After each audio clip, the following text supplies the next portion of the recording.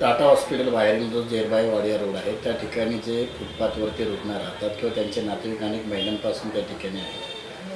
काल पालिका अधिकारी आणि पोलिसांसोबत झालेल्या बैठकीत आपण स्थानिक नागरिकांच्या तक्रारीवरून त्या रुग्णांना तिथून उठून दुसरीकडे जाण्यासाठी सांगितले। त्या ठिकाणी आता नर्सरी सुरू करा असा आपण हे केलेलं आहे। तर या मागणीमुळे आता कुठेतरी रुग्णमित्र असतील किंवा इतर सामाजिक संघटना असतील किंवा रुग्ण त्यांचे नातेवाईक देखील नाराज झालेले आहेत। मला तुम्हाला एवढंच सांगायचं आहे, ती जी मीटिंग होती आज एवढी वर्ष हॉस्पिटलात किती वर्ष झाली आणि त्या विभागातील जनतेला जो त्रास होतोय हॉस्पिटलमुळे हा त्रास होतोय। हॉस्पिटलच्या बाबतीत आमचा विरोध नाही आहे, पण जनतेला तिथल्या स्थानिक जनतेला त्रास होत आहे। तुम्ही 2 दिवस पण तिथे राहू शकणार नाही अशी परिस्थिती सत्य परिस्थिती आहे।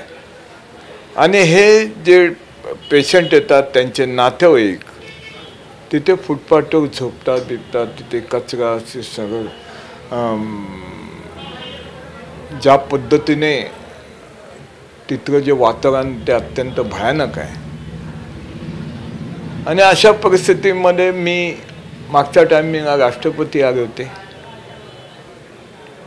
की ह्या लोकांसाठी एक सुंदर अशी धर्मशाळा व्हावी, ह्यासाठी मी प्रयत्न केले। हे रस्त्यावर झोपण्यापेक्षा धर्मशाळेत त्या धर्मशाळेत झोपावे हे माझं माझं मत होतं आणि त्या पद्धतीने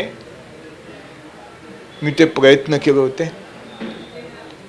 आणि तिथे हापकिनच्या जागेमध्ये, हापकिनची जागा आहे ती, राष्ट्रपतीने नारळ फोडला, तिथे डॉक्टरांसाठी क्वार्टर्स बांधण्यात आल्या। डॉक्टरांना ह्या लोकांनी जागा दिल्या, परंतु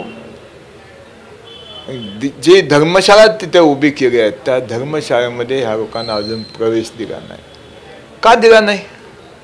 ह्या अशा गोष्टी जनतेला त्रास देणं आठवते का? आहे ना धर्मशाळा, मी सांगितलं ना तुम्हाला बनवायला, आणि त्या पद्धतीने धर्मशाळा बनवली आहे तिथे। मग ह्या गरीब जनतेला तिथे का प्राधान्य दिलं नाही? रस्त्यावरचं झोपणाऱ्या ते त्या दिवशी त्या लोकांनी मान्य केलं आणि आम्ही सगळ्यांना धर्मशाळेत पाठवतो। मला पद्धतशीर पाठवा तुमच्या कायद्याच्या चौकटीतून असंही सांगितलं मी। हे चुकीचं सांगितलं का?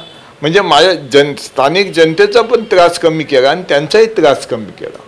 रस्त्यावर झोपण्यापेक्षा धर्मशाळेत झोपू देता, त्यांनाही न्याय दिला। मी शेवटी लोकप्रतिनिधी आहे, जनतेला न्याय देणं हे माझं कर्तव्य। मग ती जात पात कधी डोळ्यासमोर मी आयुष्यात ठेवली नाही। आज एवढी वर्ष मी वर्ल्ड रेकॉर्ड केला आहे। 52 जातीचा हा मतदारसंघ आहे आणि ह्या जातीमध्ये मी आज 9 टर्म निवडून आलो। हे सोमागोमाचं काम नाही आहे आणि कोणी असं राजकारण करू नये ह्या बाबतीत, ह्या मताचा मी आहे। रुग्णमित्रांकडून मात्र आरोप होतोय की जर त्यांना फुटपाथ साफ करायचे तर फक्त जेरबाई वाडिया रोड नाही तर पूर्ण मतदारसंघातील फुटपाथ साफ करून मतदारसंघातील नागरिकांना दिलासा दिला पाहिजे। एक तुम्हाला सांगतो, हे जे सांगतात ना त्यांना मला एवढीच विनंती आहे, कधी हातात झाडू घेतले? मी या मताचा आहे, लेक्चर देणं महत्त्वाचं आहे पण काम करणं महत्त्वाचं आहे जनतेचं। मी आज एवढी वर्ष काम करतोय जनतेचं म्हणून निवडून येतोय। सजेशन द्यायची या ना, मला येऊन करून घ्या, मी येतो। आता ह्या माझ्या जनतेला जे माझं आले आज पावसाळ्यात तिथे कशी परिस्थिती त्या ह्याची होणार? ते बाहेर त्यांचे पेशंटचे नातेवाईक झोपत आहेत, कशी होणार परिस्थिती? म्हणून त्यांना धर्मशाळेत द्या म्हणून सांगितलं। हा गुन्हा केला, हा गुन्हा केला का? आणि तिथे तेवढा एरिया ह्यांच्या आता जे सजेशन देत आहेत त्यांच्या बिल्डिंगच्या इथे 4 दिवस तर हे लोक ठेवतील का? आज एवढी वर्ष ह्या लोकांनी सांभाळलं, त्यांना ह्या जनतेने जे सांगतायत त्यांच्या बिल्डिंगच्या खाली उद्या ह्या ही माणसं गेले राहायला देतील का?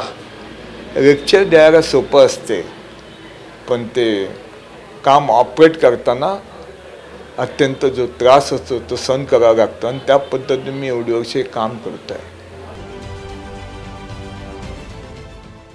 देश विदेशातील प्रत्येक घडामोडींचे लाईव्ह अपडेट मिळवण्यासाठी आता साम टीव्हीच्या सर्व सोशल मीडिया प्लॅटफॉर्मला लाईक, फॉलो आणि सबस्क्राईब करा. तसंच सर्व नोटिफिकेशनसाठी बेल आयकॉन प्रेस करायला विसरू नका.